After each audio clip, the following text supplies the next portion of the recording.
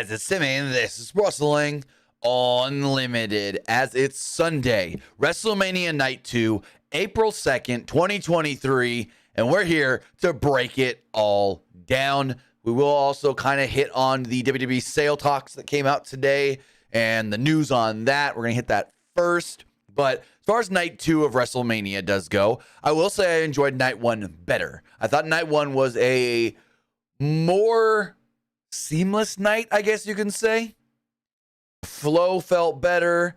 Every match was really good. There was a match or two that I kind of was like, meh. Tonight, like the women's tag, that match was just there for me. Edge and Finn Balor ended great, but kind of started slow to where at the beginning I'm like, oh, well, this ain't going well. Then Edge got stapled up, which we'll talk about, or Finn got stapled up during the match. And then it was like, oh, they just hit another gear with them staples. So we'll get into all of that and more. But overall, I did love WrestleMania Night 2. I thought it was great. Just if I'm comparing the nights, I thought WrestleMania Night 1 was better. But with that, I'll say thank you if you are joining us right now live, twitch.tv/PWU Unlimited or youtube.com/Pro Wrestling Unlimited. Also, remember, if you're watching later, you can do so on YouTube or podcast services all around the globe, listening on Stitcher, Spotify, Google Pod, Apple Pod, Anchor, iHeartRadio, and so much more. Remember, if you are watching live on Twitch, you can help us out a couple of different ways. You can help us out by hitting that donate button down below or by donating Twitch bits in the live chat. Also, remember, you can help us out by subscribing to the channel one of two different ways.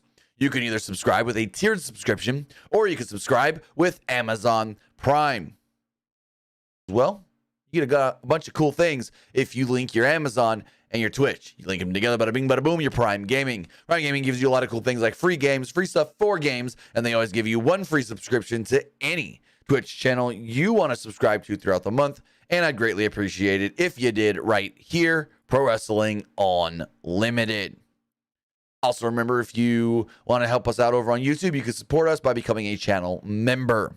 And finally, head over to the Epic Game Store. Head over to the Epic Game Store and buy something. Whether you're buying a new game like Crime Boss Rock A City, The Last of Us Part 1, pre-ordering Dead Island 2, claiming one of the free games, or getting bucks for Rocket League, Fortnite, or Fall Guys, well, use this code right here, PW Unlimited at checkout, and you will be supporting us at no extra cost. Again, use code PWU NLIMITED for all your purchases on the Epic Game Store. It doesn't cost you anything extra, just a couple of seconds to type it in. I mean, right now, they do have a Square Enix sale going on. It's got a lot of really good games on sale, like Forspoken, Final Fantasy VII Remake Intergrade. I want to say Kingdom Hearts. Yeah, Kingdom Hearts 3.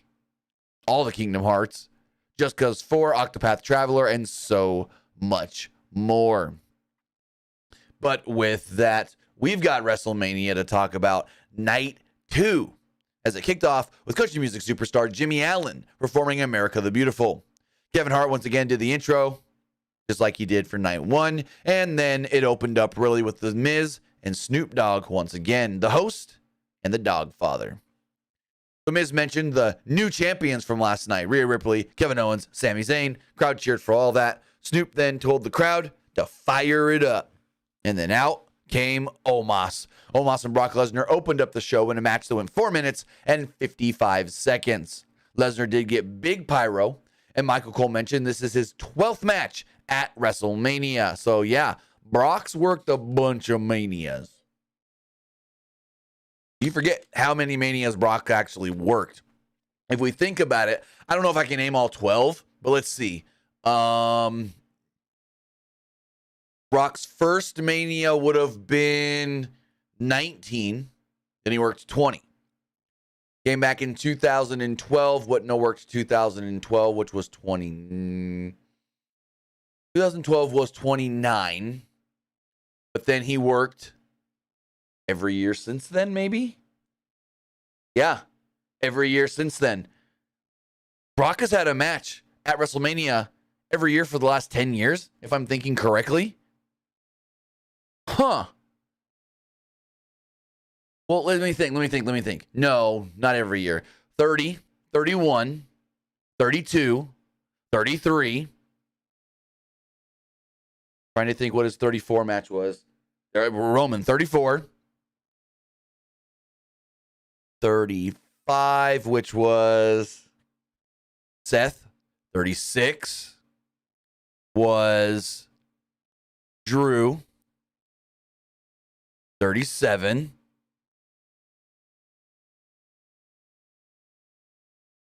was, who do you work at 37? Did Brock not work 37? Brock didn't work 37. Brock didn't work 37 in Tampa, did he? Okay, so not 37, 38 and 39. So that would be 9, 11. What am I missing? Am I missing 29? Did he work 29? Fonzie says 28 was 12. Was it?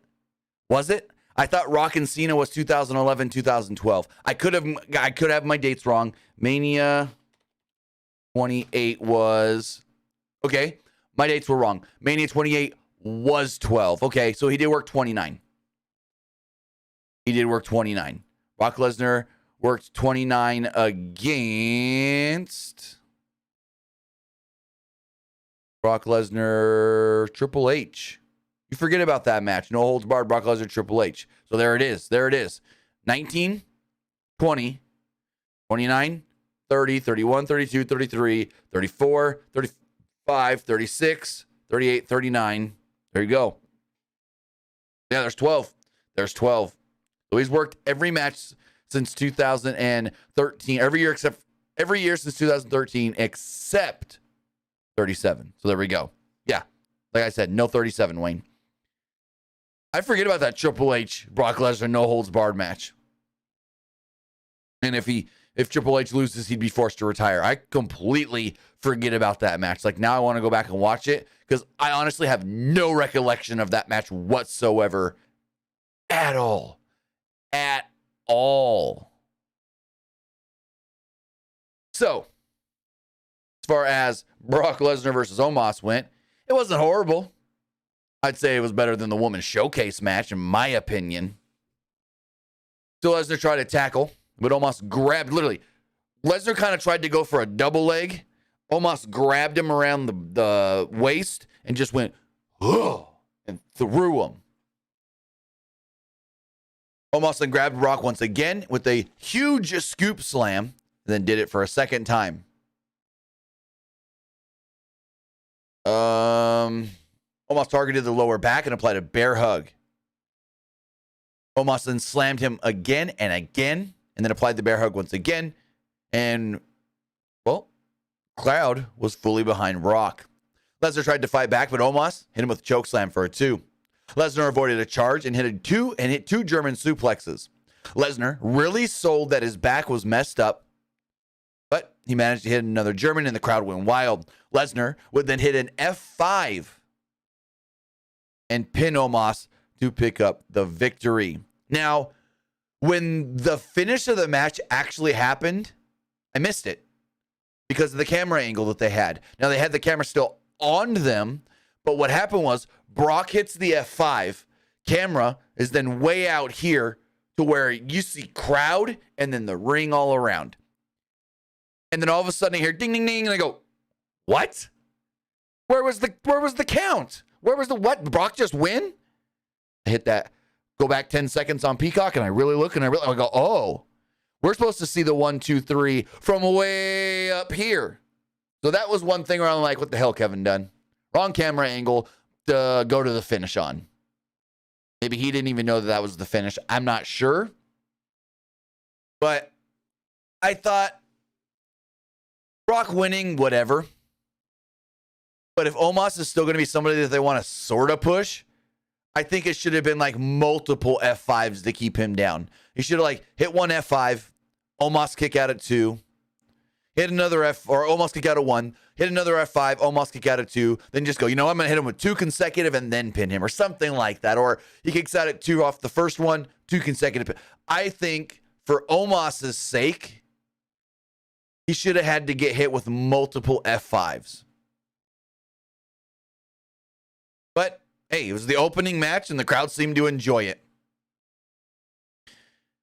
Then a match that the crowd really didn't seem to enjoy that much, but they were into at points, was the four-way women's tag team showcase match that did see Ronda Rousey and Shayna Baszler pick up the victory over Liv Morgan and Raquel Rodriguez, Natalya and Shotzi, Chelsea Green, and Sonya Deville. Match went 8 minutes and 20 seconds. So there's a spot early on where Green went for a missile dropkick, but Rodriguez just no-sold it. Like, yo, you want to dropkick me? I'm just going to stand here. Rodriguez, Morgan, and Natalya gave Baszler a triple powerbomb. Shotzi wiped out Green and Deville with a flying crossbody. Shotzi took a couple of opponents out with a suicide dive, and Green followed up with a dive off the top rope. Rodriguez then hit a powerbomb for her. Rodriguez then powerbombed her partner Morgan on a group of women on the outside. Deville and Green worked together with strikes to take out Rodriguez. Natalya and Shotzi gave Deville a heart attack before Natalya slammed Green onto Deville. Natalya stacked Green and Deville on top of each other and put them into the sharpshooter at the same time, which popped the crowd pretty big. Morgan broke that up, though, giving Natalya a code breaker. Morgan gave Shotzi an oblivion, but then Baszler and Rousey broke up a pin attempt. They beat up Morgan and Shotzi before Rousey tapped out Shotzi with an armbar. Also, Ronda was wearing a brace on her, I want to say, left arm. So, yeah, Ronda does have I think it's a broken radius or torn radius, whatever one it is. Messed up arm, but she still was able to work some. Match was okay. Crowd was into it at points. But, yeah, not much to it. Probably the weakest match of the night. In my opinion, probably the weakest match of the weekend. Then, why do we need this segment? They say, ladies and gentlemen, we'd like to introduce the winner of the Andre the Giant Memorial Battle Royal, Bobby Lashley. And Lashley comes out, poses with the statue or the trophy, and that's it. That's it. Just, that's it. Lashley then goes away. What happened to Lashley after SmackDown saying, I'm going to do an open challenge at WrestleMania? I got no plans for Saturday or Sunday. You know? What happened to that? I don't know.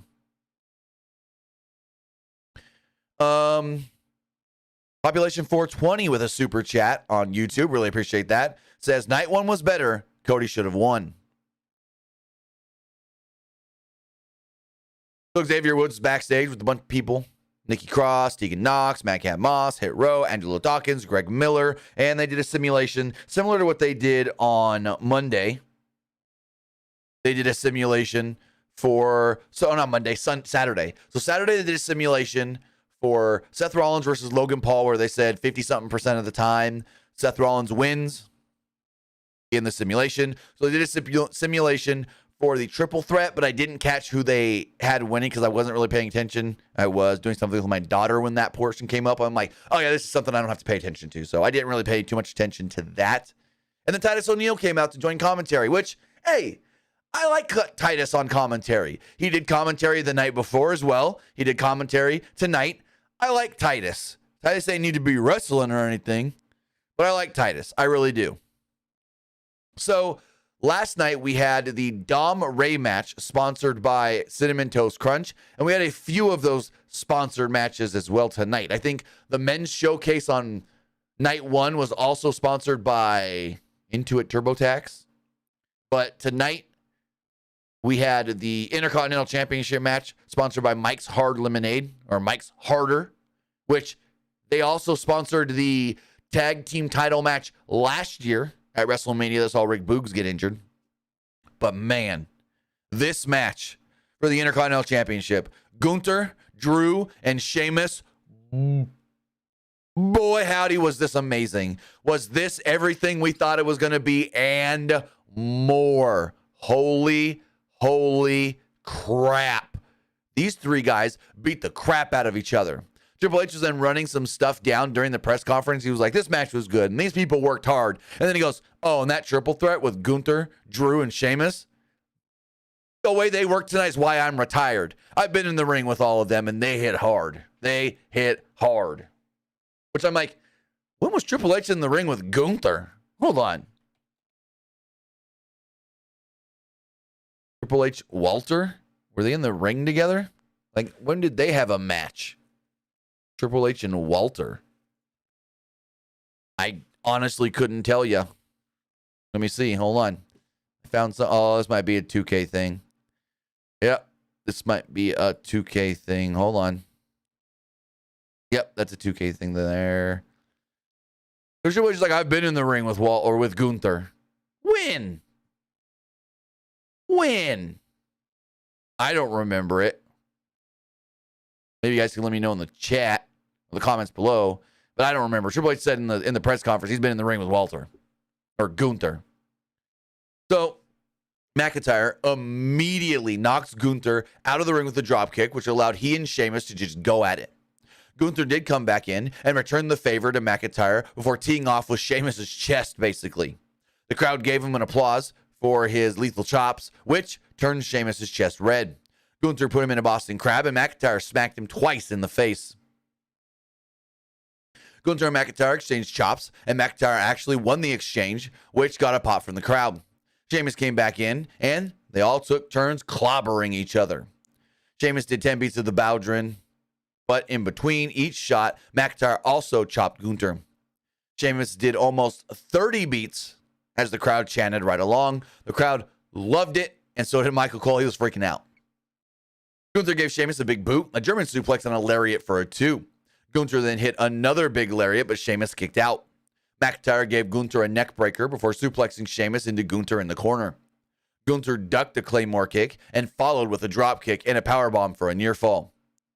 Sheamus gave Gunther a white noise off the middle rope and a Celtic cross, which is like a razor's edge, for a near fall. Sheamus put Gunther in a cloverleaf, but McIntyre broke up the submission. Sheamus then handed out some knee strikes to both men. Sheamus hit Gunther with the bro kick, and as the crowd was going nuts, McIntyre broke up the cover. Crowd starts chanting, "This is awesome." McIntyre then hit Sheamus with an Undertaker dive to the outside, and the crowd chanted, "Holy shit, holy shit, holy shit." McIntyre went for the Claymore kick, but Sheamus hit him with a perfectly timed bro kick for a close near fall. The crowd then gave them a standing ovation. They exchanged strikes until McIntyre hit Sheamus with a Claymore for another near fall. They traded right hands until Sheamus hit another bro kick, but he was too beat up and took way too long to go make the cover. And as he did make the cover, Gunther broke it up with a splash. Like, Sheamus gets on top of Drew, and then all of a sudden we just see, whoo, poof, Gunther fly into frame.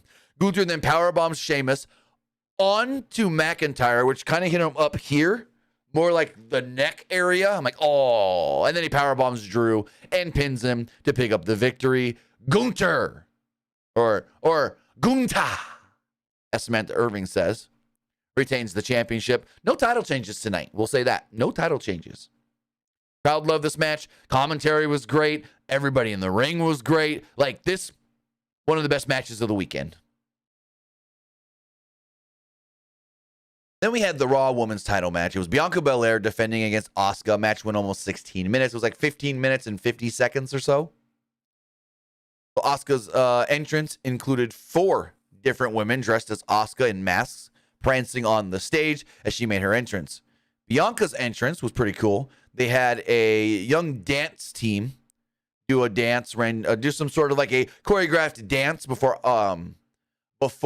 Bianca actually made out to the ring and whatnot. And Triple H had an interesting story about this. So the one little girl that I guess they considered the contortionist, the one that can contort her body and stuff, was out there tonight performing despite her mother passing away this morning. So Triple H is telling us this story, trying his hardest not to cry at the press conference. He's like, I want to shout out and give my condolences to one of the little girls that participated in Bianca's entrance tonight. Her mother passed away this morning. She was the one that was the contortionist. He was like, but she's so passionate about what she does, and she loves what she does and wants to get all the opportunities she can. She still wanted to come here and perform tonight. So people started coming to me and telling me what happened, that her mother passed away just this morning and she still wanted to be here. And so we all rallied around her. Bianca, and not just Bianca, but everybody backstage rallied around her to make sure that she felt loved, that she had a great night. He's like, tomorrow's going to be another day for her, but they wanted to make sure that tonight was an amazing night for her. And that's awesome to hear. Sucks. And it's horrible to hear that her mother died. But it's awesome to hear that once Triple H found that out, and once, Bianca and others backstage started hearing that, boom, they all went to her. They rallied around her, and they were like, no, we're going to make sure, even though this is the possibly, if not the worst day of your life so far, we're going to make sure that it's still a good night. So that's awesome to hear that they did do that for her. Also, Bianca wore black and gold. Don't know if it means anything. But a lot of people on Twitter are like, oh, homage to NXT. I don't know if it did. I don't know if that's what it meant. So early on, Belair was briefly in control, but Asuka used a cool strike combo to take over. Asuka tried a super German suplex, but Belair landed on her feet and hit a spinebuster for a 2. Belair tried a standing moonsault, but Asuka caught her in a submission. Asuka transitioned into a version of the Asuka lock, but Belair got her out of the ring. They fought outside, and Belair hit a brutal-looking powerbomb before rolling Asuka into the ring for a 2 count. They traded counters before Asuka hit a missile dropkick for a 2. They exchanged moves on the apron until Belair hit an impressive deadlift vertical, bringing Asuka into the ring from the outside and got a 2 off of it. The crowd was getting quiet at some spot here. I don't know why. Maybe they were getting tired, or maybe they just weren't really into the match. But then they traded cradles. There were a couple counters until Asuka hit a kick to the head for a 2. Both women got to their feet, and we finally started getting some dueling chants. Belair hit a blockbuster and a standing moonsault for a 2. Excuse me. Asuka hit a knee strike, but Belair came right back with a tackle. They battled on the top rope, and Asuka actually pulled Belair off the top rope by her braid and then hit a code breaker for a 2. Belair got Asuka up and hit her with got Asuka up in a glam slam position and then drove her into the turnbuckle. Belair tried to go for a KOD, but Asuka creatively countered out of it. Instead of just like, she's got her up and Asuka wiggles out and then falls to her feet. Instead, she had her up for the KOD. Asuka kind of rolls her body and almost does like I don't know what the exact move is called, but she rolls her body down towards the mat, flipping Belair over. Belair almost hit the referee, and Asuka wanted to use the distraction to miss Belair, but Belair actually ducked and didn't get misted. Belair then went for the KOD, but Asuka reversed it into an armbar this time. The crowd went nuts because they thought this was going to be it. This was going to be the title change. Bianca was going to tap. Bianca would not tap. Instead, Bianca got to her feet, hit the KOD, and pinned Asuka to pick up the victory. Holy crap. I thought Asuka was winning. I sent a tweet right after going, there's no way. There was no way I thought Asuka was losing, but she did. Really fun match, though. Kind of like, I think it was, I said this yesterday with Charlotte and Rhea. Great match, but was kind of slow early and then really shifted in. Oh, we do have some super chats here. This one comes from Derek Bocek. Says, been a subscriber for a long time. Happy WrestleMania week, and so glad for your videos. Keep up the great work. So glad Roman won. Well, thank you for that, Derek. And we also have another super chat from Facify. Says, what's your take on the Bloodline story and Roman retaining? Jey Uso maybe is the one to start and end it. Well, I'll get to all of that later. Thank you for the super chat. Really do appreciate it. If anybody else does want to make sure their question, comment, or concern does get read, you can donate a super chat on YouTube as well. But we will get to all that Roman Bloodline stuff at the end when we talk about Roman retaining the goddamn title, which I didn't expect at all. Also, we will be taking your calls and text messages at the end. Call and text into 510-906-1341. Again, that's 510-906-1341. I'm going to pin that in both chats, YouTube and on Twitch. So that's there. We'll take your phone calls and your text messages at the end of the show. And remember, in both chats, there's a poll for you guys as well. So as we move forward, they showed both George Kittle and Al Michaels in the crowd. They mentioned George Kittle helping out Pat McAfee last night. They replayed Kevin Owens and Sami Zayn beating the Usos with the tag titles on the line. They focused on the finish, Zayn hitting Jey with multiple haluva kicks. So then, Snoop and Miz once again. And this whole thing, very unfortunate. So Miz and Snoop were in the ring dancing to Nothing But a G thing. Miz announces the attendance of 81,395 tonight. He says the combined two-night total is 161,892. Miz then complained that Snoop put him in an impromptu match last night, and Snoop goes, "Whoop, my bad." But Miz didn't like his response. Miz said that this city was his city. And Snoop goes, "Hey, no, it ain't. This is our city." And then Miz says something about the open challenge. He goes, "You want another one? I got an opponent. Hey, let's go." And out comes Shane McMahon. Yes, Shane O'Mac makes his way out to the ring. I lose my ever-loving mind. So Shane comes down to the ring. Here comes the money. Here we go. Money talks. Here comes the money. And so Shane comes down. Shane grabs the mic and told the crowd how much their response means to him. And Snoop's like, "All right, we got a referee. This match is official." And Miz is like, "You can't do this. You can't make this match." He goes, hey, I'm going to be out here. I'm just going to be right out here watching. And Shane does a couple of things. A drop. So Shane whips Miz off the ropes. He does a drop down. He gets up. He does a leapfrog over Miz. And when he comes down, he lands awkwardly, turns, and falls. Jessica Carr jumps on him, asks him if he's okay. Obviously, he's not okay. Snoop then jumps into the ring. Jessica Carr tells him something, most likely, "Hey, Shane is hurt." And Snoop and Miz, on the fly, just finish this, which is, oh my God, great. Snoop slams Miz, hits him with the people's elbow, and pins him. 1, 2, 3. So seamless, you would have thought that Shane going down was storyline, was booked that way, but it's not. Shane had to be helped to the back. Triple H did state in the post-show press conference, Shane tore his quad. Shane suffered a torn quad.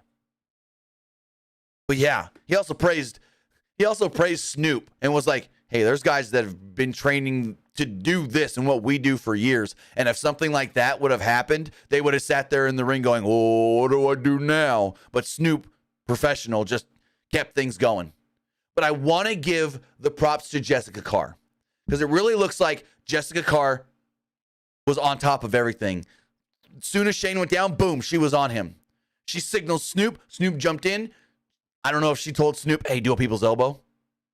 Or if she just told Snoop, "You got to improvise, he's down," and then Snoop said something to me. I don't know.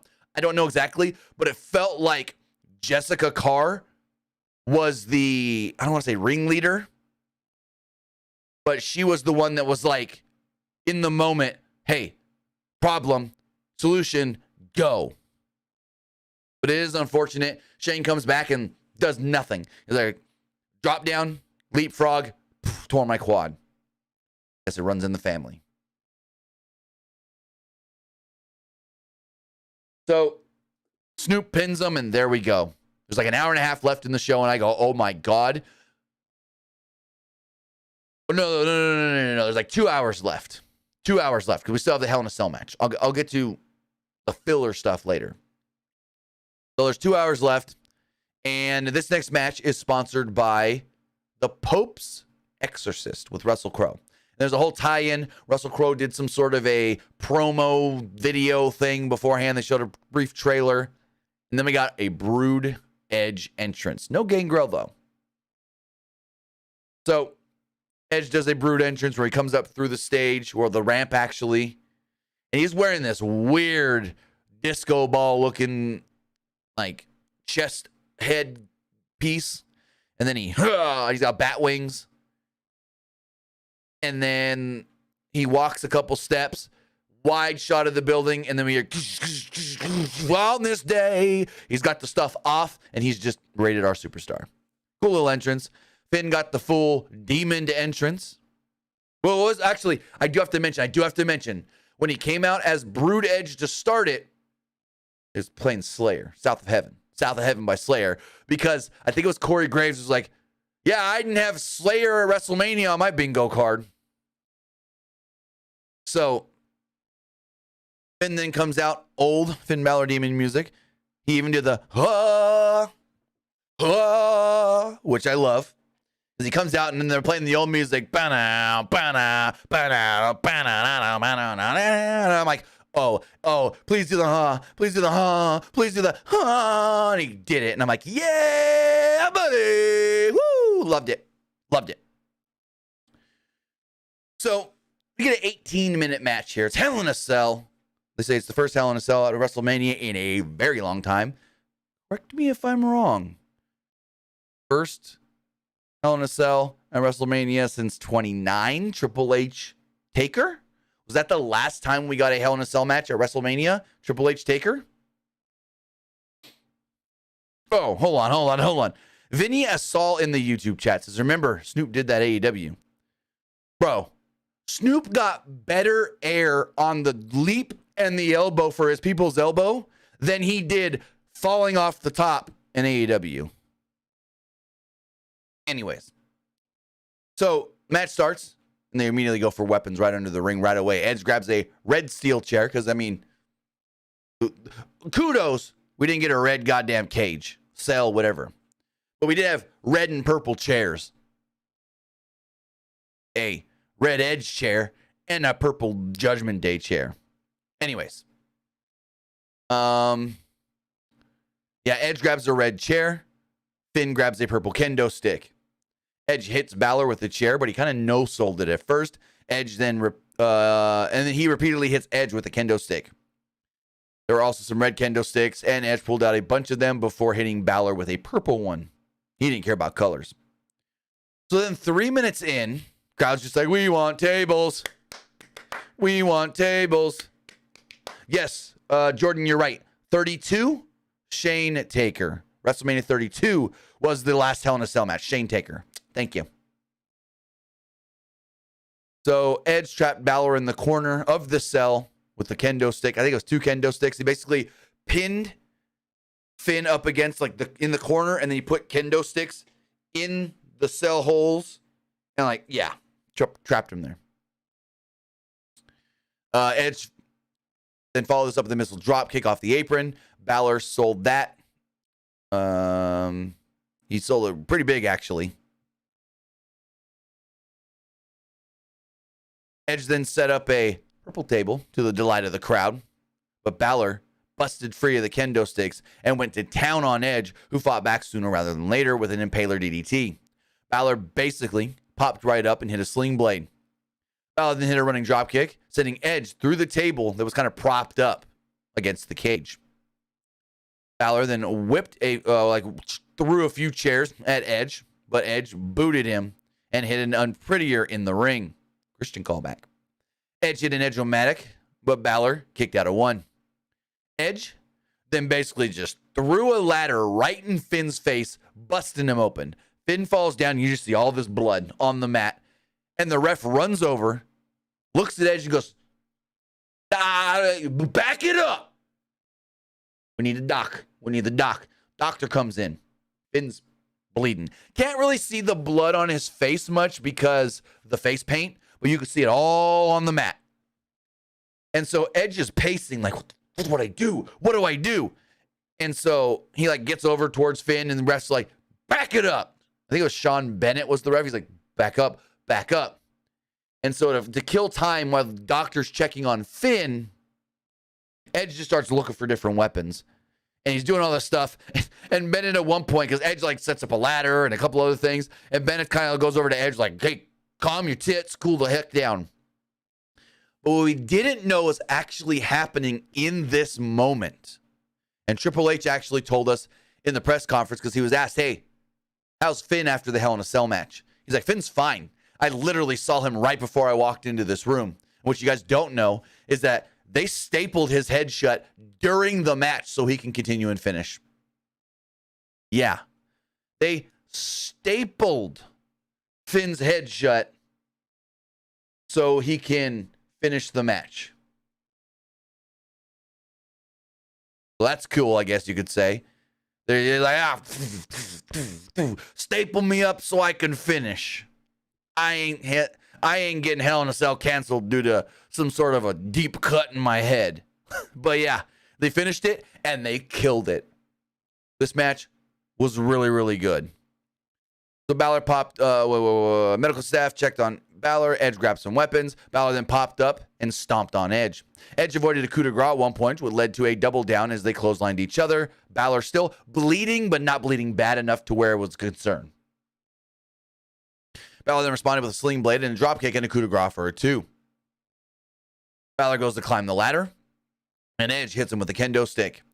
Edge then climbs the ladder, grabs Balor, shifts Balor from standing on one side of the ladder to on top of the top rope, and then jumps off and hits him with an impaler DDT. No, an execution. Not really much of a difference, but execution. Gets a near fall off of it. Edge then pulls out another table to the delight of the crowd, but Balor attacked him with a kendo stick and hit him repeatedly in the midsection with a chair. With Edge on the table, Balor then climbs to some platform that's in the ring on the cage. So basically, this cell's 15 feet high. Halfway up, there's this little platform built in that Finn climbs to and stands on.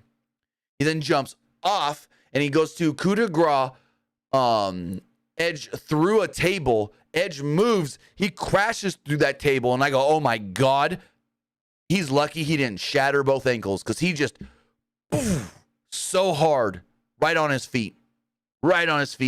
So hard right through the table. Table broke perfect, which means it didn't really help break the fall. Wrestlers always say from a height thing, like if they fall somewhere high, they'd rather do it through a table than just falling straight down because the table is supposed to somewhat break your fall. This table didn't. This table broke perfect, and he just went straight through it.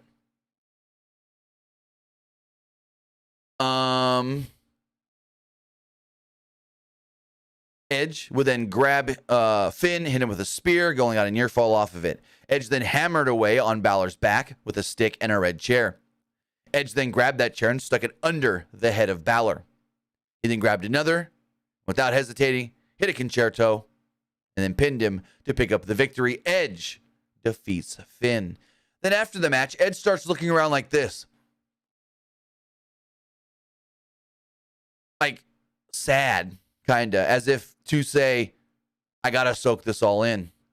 I've got to take this moment. This might be my last Mania. That's the vibes I got. He did it during his entrance, too, which I was like, whoa, that's a weird way for him to look out to the crowd. He gave the crowd a, you might be my last Mania crowd look during his entrance and after the match. But I liked it. I really liked the match. I thought it was fun. Started off first 3 or 4 minutes a little slow, but maybe 5 minutes. But as soon as Edge got Finn got stapled, and then he probably went to Edge and go, let's kill this. So then they start killing time. There's an hour and a half left in the show and only one match. So I go, oh, what are they going to do? Another unannounced match? What are they going to do to kill time?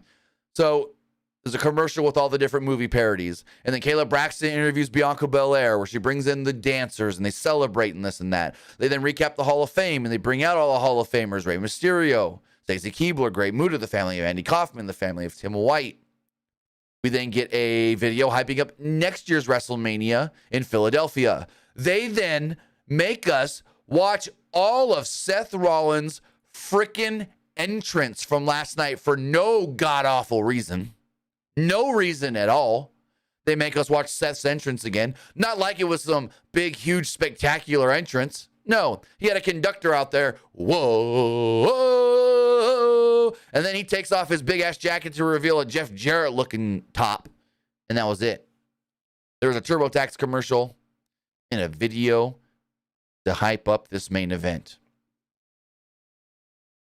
And then when I tell you, Cody frickin' Rhodes made me bawl my eyes out crying, I'm not lying. I was ugly crying towards the end of Cody's entrance. We get Cody's entrance. There was more than one. royal family or whoever it is. And, his music plays. Cody comes down to the ring, gets to the end of the ramp. Whoa! And then he goes to walk up the steps to get in the ring and thinks better, walks down and around. He goes over to commentary and he does a little wave. And I go, oh, family. Oh, camera pans. We see Brandy and Liberty, his daughter. We see his mom.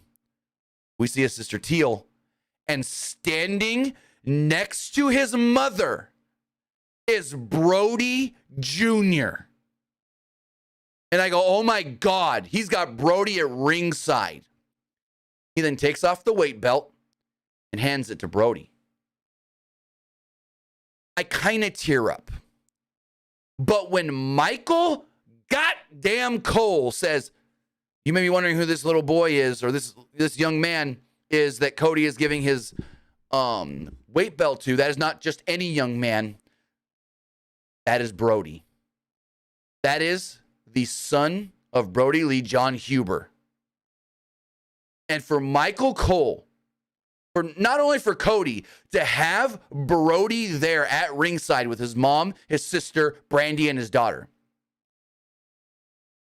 That got me at first, a little. But then for Michael Cole, as Roman Reigns would say, to acknowledge Brody Jr., the waterworks just came. And all of a sudden I just go, I'm freaking ugly crying right now. Oh my God. It got me for like 3 minutes. I cried for 3 minutes. I'm like, this is amazing. Because we know what Cody means to him, what he means to Cody, especially more now than ever, since the passing of his father. Of course, Cody can never replace his father, but Cody can always be there for him. Cody can always be his best friend, his biggest supporter, his biggest, outside of his mother, what's the word I'm looking for? Rock. Biggest, just everything. Because we know that outside of his father, his two other favorite people in the world were Cody Rhodes and Big E. Amanda Huber said it. When I had to tell Brody that John passed, I knew I couldn't do it without Cody and E there.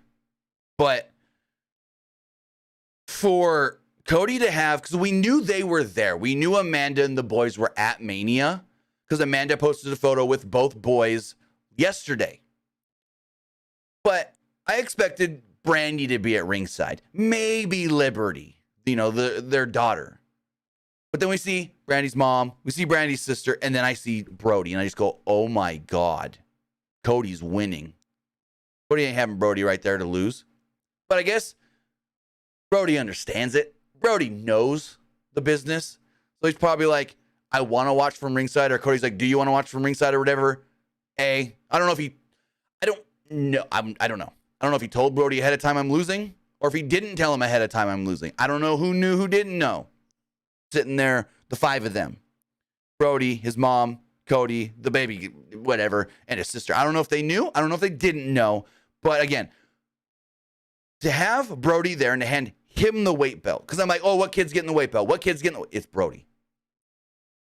And then Michael Cole, and I'm going on and repeating myself, but Michael Cole to acknowledge who he is, not just saying, oh, that's a young man that means a lot to Cody Rhodes. No, to say that is Brody Jr. That is the son of Brody Lee, better known as John Huber. And he means a lot to Cody Rhodes. For Michael Cole did not have to do that. WWE did not have to do that.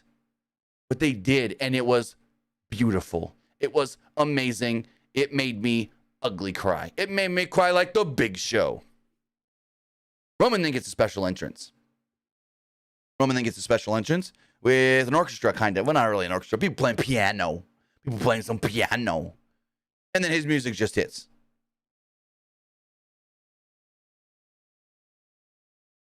So Cody's in the ring. Roman comes out on the stage, and it's only Roman, Heyman, Solo. And I go, oh, we're getting a ref bump so the Usos can run out later.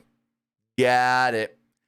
Because when the Usos don't come out with Roman, that's the play call. As far as booking goes. Ref bump, here come the Usos. So really cool that Samantha Irving did the formal entrances. You know, we had regular entrances when they walked out and this and that, but then Samantha Irving did them in the ring. Well, she's freaking fantastic. So happy for her to be able to do that. And both men got great reactions from the crowd. Heyman then grabs the mic, hands it to Roman, and Roman says, WrestleMania! Acknowledge me. He and Cody have a slight exchange. They circle the ring a couple times. They go at it. They break. They lock up. They break up. Cody does the gold dust uppercut spot where he did like 3 or 4 times. Michael Cole just called it the right hand. He's like, oh, Cody with the right hand. Reigns regroups on the outside. Heyman, this is awesome. So Cody does the whole drop down, pop, you know. Roman's like, oh, he got me. Hold on, I need a break. I need a breather for a second. So he's like, my jaw. My jaw. And Heyman's like, hey, you get back in there and you smash him. And as he says it like that, in that same moment, Heyman's face turns from, I'm telling you what to do, to, I'm sorry, I don't tell you what to do. Because he goes, hey, you get back in there and you smash him. My tribal chief. My tribal chief. Like, oh, sorry for telling you what to do, but my suggestion is get it back in the ring. My tribal chief. I thought that was fantastic, Heyman. Heyman is always on another level. So, Reigns gains some offense when he gets back in the ring, but Cody cuts him off the drop kick and gets a 1 count. Rhodes then tries to go for a disaster kick, but Roman actually catches him in the powerbomb, hits the powerbomb, and gets a 2 off of it. Reigns was in control for a bit, but after he tried to toss Rhodes out of the ring, Cody held the ropes, back up in, throws out Roman. Reigns bounces back and went after him, though. Reigns blocked the PK and dropped Rhodes on the apron. Reigns slammed Rhodes on the ramp, but then Rhodes grabs him and scoop slams Roman right on the ramp. I'm like, oh, Roman taking big bumps here tonight. This means something to Roman. It's Mania. Rhodes has the advantage as Solo kind of gets close, and he's like looking on, and Roman, hold on, I forgot something. I forgot something with Solo at the start of this match. So the match is getting ready to start. Samantha Irvin does the entrances. Heyman gets out of the ring. Roman kind of walks to one side, and Solo's just like this. Just standing there. And Solo's a statue. So Cody looks at Solo and goes, you in this match? You in this match? Like, hey, get out of the ring. I thought that was great. When Solo's just standing there, being Solo. And Cody looks at him. You can barely hear him, but you can for sure see the mouthing of it. Where Cody's just like, hey, you in this match? You in this match? I don't think so. Anyways, they're fighting on the ramp. Solo kind of gets close. Nothing really happens there. So, they finally get back into the ring. Rhodes has the advantage. Reigns is kind of knocked loopy at one point. Cody's on the apron, I believe it was. Solo, then all of a sudden, we see lift up the skirt. And he's like, fiddling. And I'm like, what the hell is Solo doing? Camera cuts. And when it cuts back, poof, Solo hits Cody with a chair in the ribs. Reigns sees all this. Referee doesn't because he's checking on Roman. And Reigns hits a drive-by to Cody. Gets 2 off of it. Rhodes tries to fire back, but Solo trips him. As the referee dumbingly looks at Reigns. He knows the outside interference is coming, you can tell. So he's like, I can't look right now. I got to look the opposite way so I don't see it. And Reigns follows up with the clothesline and gets a 2. Reigns then clears both announce tables. And as he's going to powerbomb Cody, Cody blocks it and woo, backdrops Roman off the Spanish announce table through Michael Cole and Corey Graves' announce table. Crowd's going bananas. Michael Cole's sitting there yelling at Cody, Cody, the ref's at 6. Get in the ring. Break the count. Go, go, go. I'm like, Cole, a little biased, are you? Corey Graves trying his damnedest not to be biased. He is towards the end of the match, though. Cody breaks the count. Cole then starts yelling, Get him in the ring. Get him in the ring, Cody. I'm like, calm down, Michael Cole. So they get back into the ring. Rhodes hits some strikes and a Randy Orton looking quick power slam. The whole, you know what I mean. You know what I mean. And then it's a Cody cutter, but only gets a 2. And I liked that. I liked the callback there. The power slam to the Cody cutter. Because it's almost like Randy Orton. The power slam to the RKO. And who was a very big mentor of Cody back in the day? Randy Orton. Rhodes hits a suicide dive, and they appear to clonk heads a little bit. Sikoa then whipped Rhodes with his weight belt, which they don't show it, but that's the exact same belt that Cody gave Brody. So did Brody give Solo the belt, or did Solo steal it from old Brody Jr.? If that's the case, they should have showed it. Because Brody, oh my God, this is such a missed opportunity. Brody knows this business. And it would have been amazing if, even if it's 20, 30 seconds, camera all of a sudden, like, so it would have been perfect. And now I'm booking. Again, Brody Jr. knows this business. Brody Jr.'s been on TV. Brody Jr. knows how to pro wrestle. So this would have been great if maybe they're doing commentary and all of a sudden they're like, wait, what is that? And they hear something, turn around, and it's Solo trying to take the belt from Brody.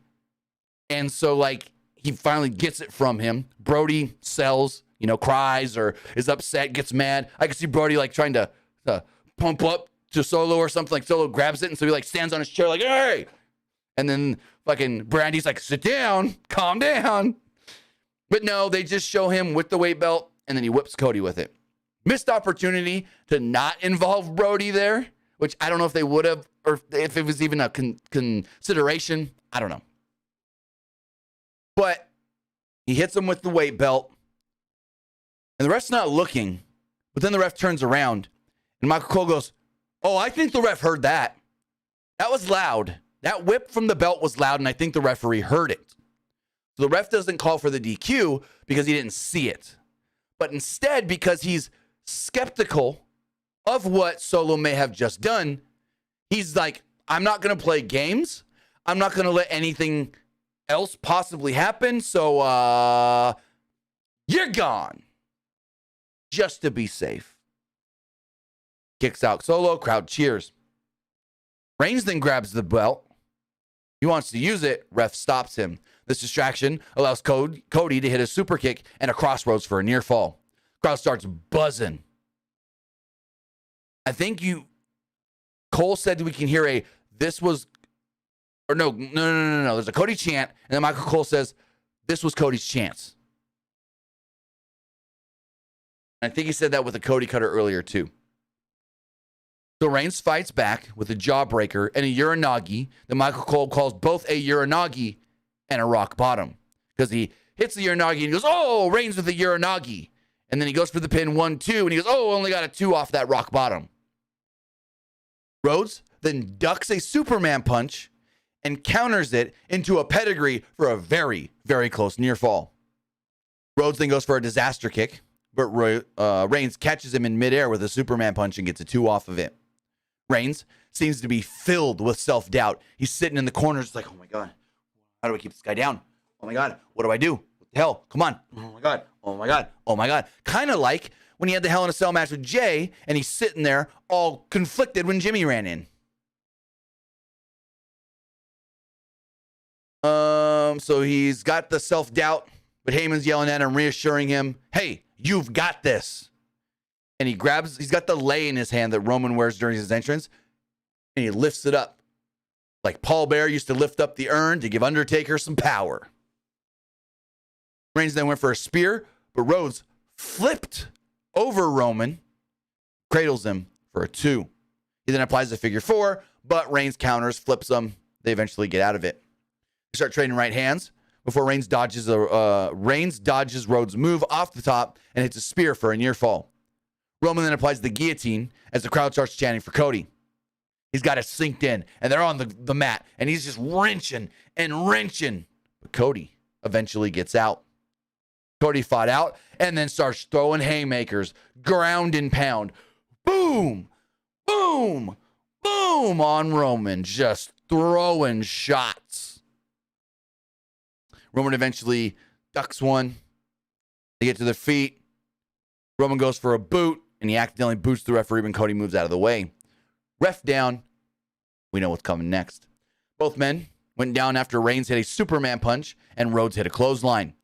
Rhodes sets up for a crossroads, but bingo, bango, bongo, out come the Usos. Usos come in with a Superman punch for hitting a 1D. Then, cue our new tag team champions, Kevin Owens and Sami Zayn, to the rescue, evening the odds. Come out, and they run the Usos off through the crowd. Owens then gives Reigns a stunner for good measure, and Zayn gives him a haluva kick. Owens and Zayn then brawl the Usos in the crowd. Rhodes covers Reigns, but he still kicks out. Crowd, all on their feet at this point. They're all standing. Roman gets up. Cody gets up. They exchange some shots before Cody hits the jabs. The boom, the boom, the boom, the bionic elbow. Drop back down. Bada boom. Gold dust uppercut. Rhodes then hits a crossroads, but he doesn't let go. He hits a second crossroads, but he doesn't let go. He stands up. Looks like he's going to go for a third one. Heyman starts distracting the referee. Solo runs back in. Spike to the neck. Knocks out Cody. Cody's like not knocked out. He's still on his feet. He's kind of woozly and wobbly. Roman sees this, bounces off the ropes, spears Cody, and pins him 1, 2, 3. Roman Reigns retires. I do want to say thank you to Tyreek Warren in the YouTube chat for the super chat donation. She says, where does everyone go from here? So I think the play here with Roman winning is they got to get to 1,000. You got to get to 1,000. And let me do some math here really quickly. So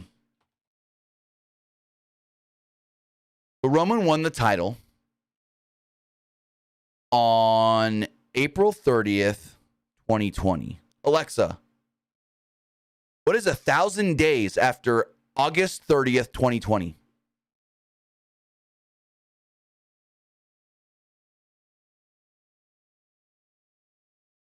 So, if you guys didn't hear that, my Alexa said that 1,000 days. That's not right. Hold on. Alexa, what is 1,000 days after August? Alexa, what is 1,000 days after August 30th, 2020?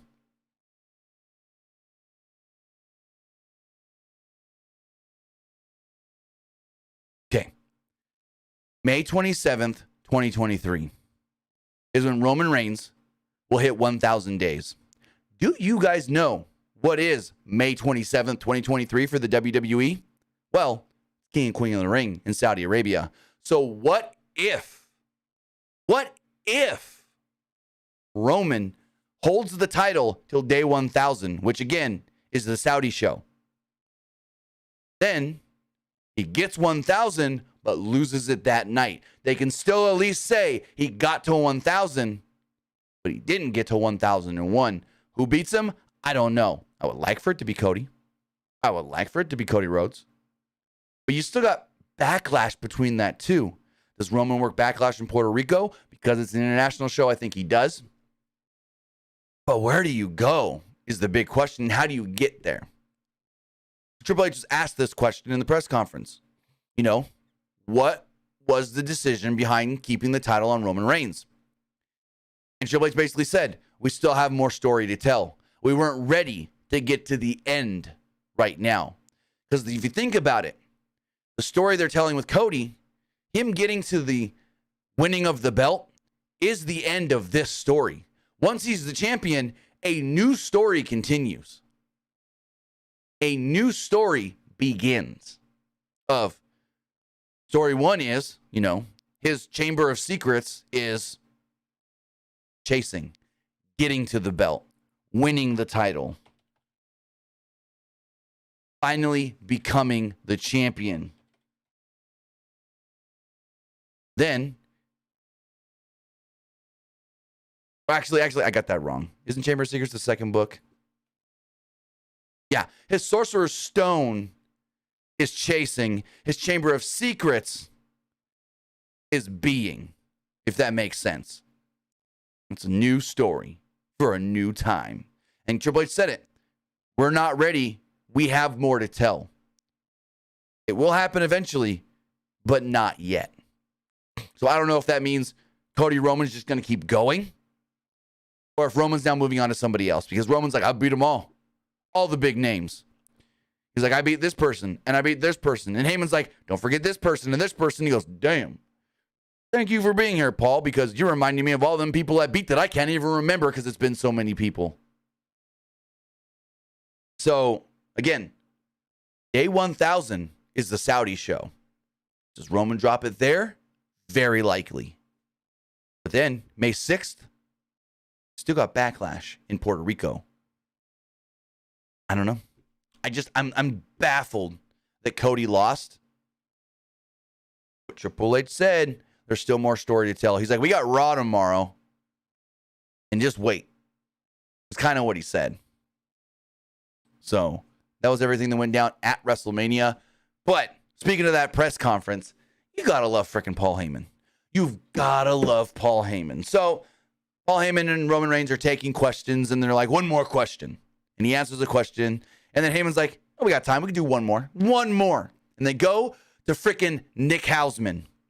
And Nick Hausman goes, I don't know if you guys are aware or what you guys know or what you can say, but CNBC did break the news this morning. There was a report that WWE is going to be sold to Endeavor. The news can be announced officially as early as tomorrow. WWE may be merged in with the UFC. What are your thoughts? And Roman Reigns is like, I'm just worried about what happens in the ring. I don't worry about all that right now. I don't know anything. My day has been all about, hey, getting ready for this match tonight. So if that is what was reported and that is what came out, I don't know because I wasn't concerning myself with that. Heyman then looks at Nick Hausman and goes, you know this guy. This guy likes to start problems at press conferences. And I popped so hard. Everybody in that room popped. It's great because Paul Heyman just referenced the CM Punk all-out press conference on a WWE press conference. He literally said, you know, this guy likes to stir up things or cause problems at press conferences. I laughed so hard.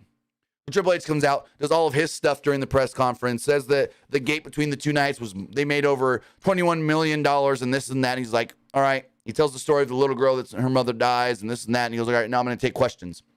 And he looks over and goes, Hausman, ask your question. I know what you're going to ask. And he asked about the sale. And he goes, is there anything you can say? And Triple H just goes, no.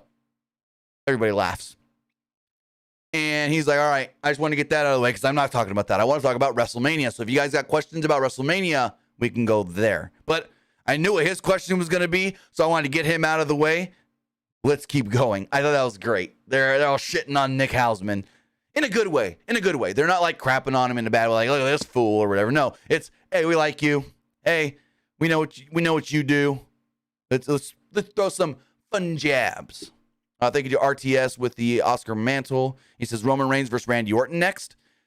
Well, according to Dave Meltzer, he said he was told by WWE PR, Randy ain't going to be ready for a couple of months still. Randy's still got a few more months till he can get back in the ring and return. So, there we go. Actually, Mr. Bangs, it wasn't a wasted question.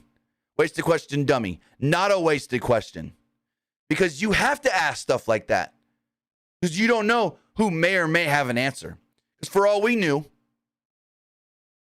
Roman would come back, or Heyman could come back and be like, oh yeah, we're going to possibly merge with the UFC. We could bring UFC stars over. We can bring in Conor McGregor. We can bring in Colby Covington. We can bring over Daniel Cormier, who we've already used. But now that we have a relationship with the UFC, we can use him even more for different things. I honestly thought Heyman may have had some sort of an answer or a response or some sort of a thing to say on it. But they were just all like, nope, not going to talk about it. Not above my pay grade. So That's basically what they all said. When they were asked by Nick Hausman about the sale, Triple H, Roman, Paul, they were kind of just like, above my pay grade, not going to talk about it.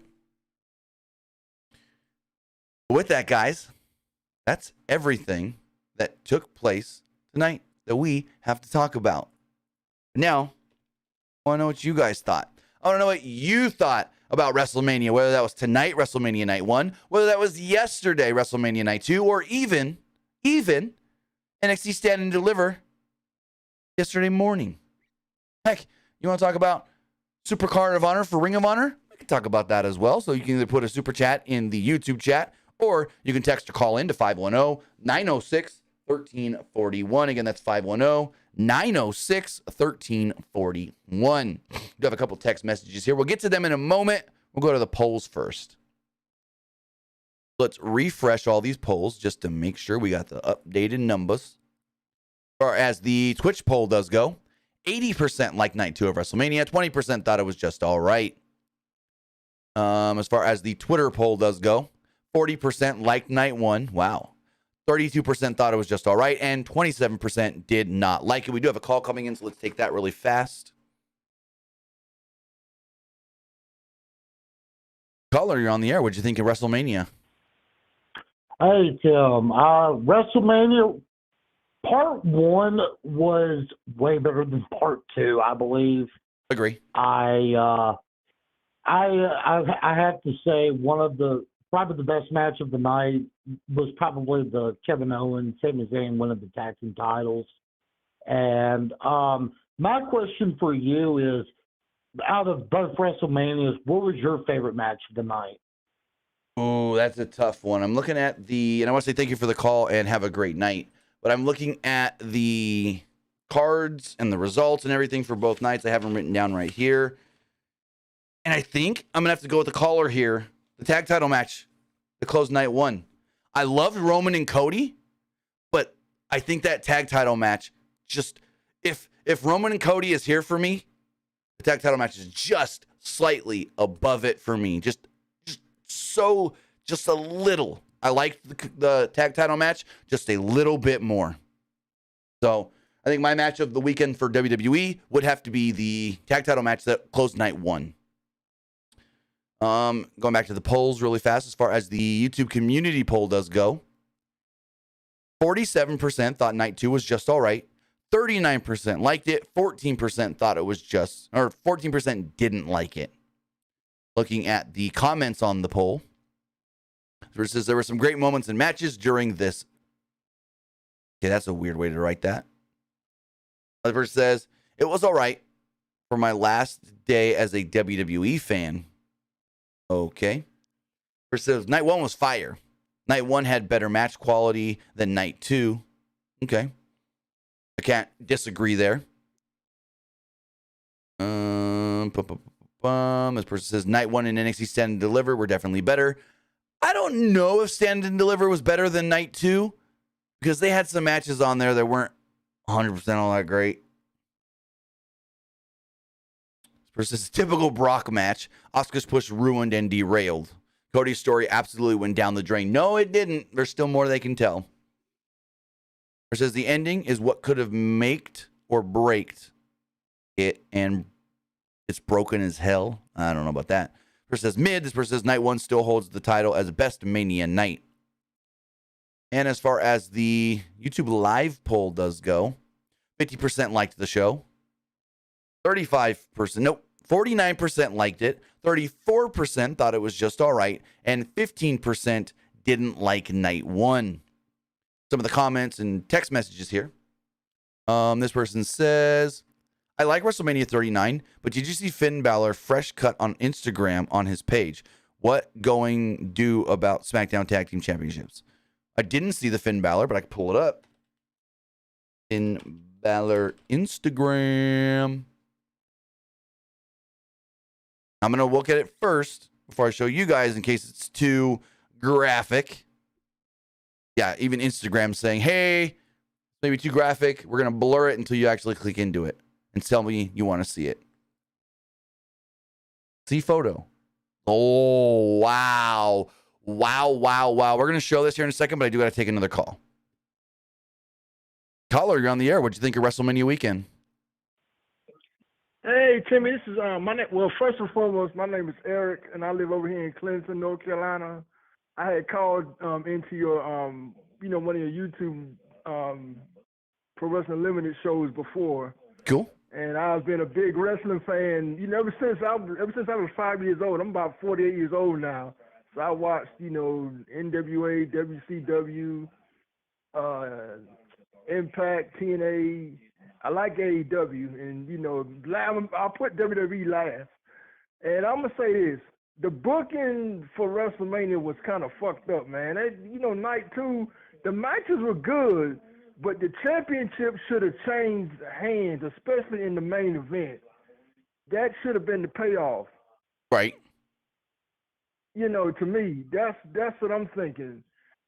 Because that was a great match with Roman and Cody. Oh, yeah, no doubt. They played off the men's tag team title match night 1 between the Usos and Sami Zayn and Kevin Owens, or Kevin Steen, which is actually his real last name. But anyways, that was a great match, and they paid it off with Charlotte and Rhea Ripley as well, the SmackDown Women's title. But Asuka should have won, Cody should have won, and Sheamus, to me, should have won. Or you were Drew McIntyre. Right. Yeah. But go ahead. I would say no title changes on night 2, which was very interesting. Yeah, it was. It was crazy. I was like, what the hell is he doing? I'm like, damn, come on now. They got to do better. I don't know who going to face Roman Reigns. I thought he was going to take a sabbatical or a break, for real. Yeah, I want to say thank you for the call and have a great night. I mean, there is a chance that Roman doesn't work Backlash, doesn't go to Puerto Rico, and then his next challenger is on day 1,000 in Saudi Arabia. That is a very logical possibility that on May 6th, he doesn't go to Puerto Rico, doesn't work Backlash. Maybe the main event of Backlash is a big number 1 contenders match to figure out who faces Roman next. And then we go day 1,000 in Saudi Arabia. Now, I'm going to warn you guys, this picture is pretty goddamn graphic-ish, kind of a little. But we're going to show you Finn's busted open head. And this is way worse than I even thought. Good damn. Look at that cut. Oh, that's why he was bleeding so bad. They temporarily stapled him up during the match so he can finish. And then they checked him out backstage, fixed them all up, and Triple H said he's fine. Triple H's like, I talked to him right before we got into this room for the press conference. He's fine. Reading some of these text messages. We go forward, and this person says, I attended the show, and the crowd was into it both nights. I believe this year's Mania will go down as one of the greatest of all time. Up there with 1917, in my opinion. Great show. Loved it. Big applause, Triple H. I would agree. I would 100% agree as well. One of the best WrestleManias we've ever seen. 3 was really good. 19, pretty good. 17 has always been my favorite WrestleMania. I don't know if I can say I like 39 better than 17, though. I've seen a lot of people say that night 1 yesterday, and I haven't really seen many comments on tonight yet, but I saw a lot of people say that last night, night 1, was the best night of a WrestleMania they've ever seen. And I can't dispute that or call them dumb or stupid. That's their opinion. And I can honestly see why you would think that. I can honestly see an argument for night 1 of this year's WrestleMania being the best night of a WrestleMania ever. And then you lump in both nights. You've got all the great matches we saw. The main event tonight with Cody Roman.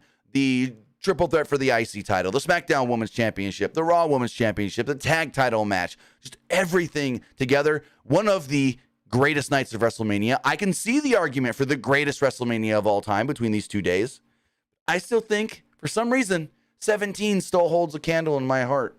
I don't know if it's that triple threat hardcore title match with Kane, Big Show, and Raven, but I don't know. There's just something that still tells me I think 17 is still my favorite. The other person says, Bray Wyatt and Alexa might return for a big Raw after Mania pop. I hope Bobby and Bray have a match at Backlash. Bobby deserves better. Solo screwed Cody as revenge for his first loss on the main roster. Hold the belts until SummerSlam for Roman. I mean, it's all very possible. We don't know what's going on with Bray. Bray is in LA.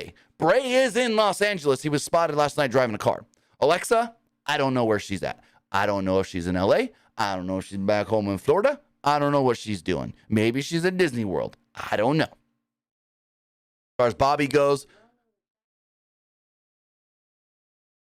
Bobby goes, they did the thing after SmackDown of, hey, I'm going to issue an open challenge for WrestleMania weekend because I ain't got nothing to do. And then they did nothing with it. So that was very weird. Roman holding the titles till SummerSlam. I mean, it's very logical and possible.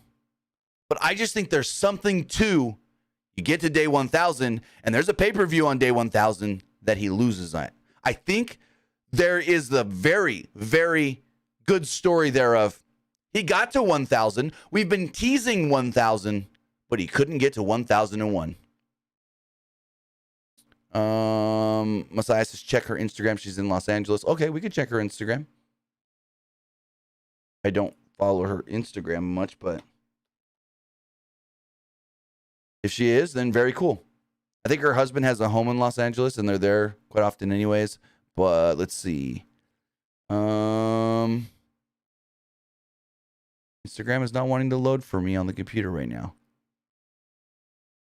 Nope, it logged me out. Instagram's been doing that on desktop, logging me out randomly, and then I can't see stuff.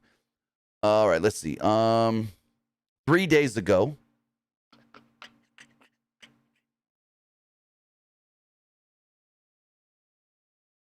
I'm not sure what this is all about. Posted something 3 days ago. Let's see her Instagram stories.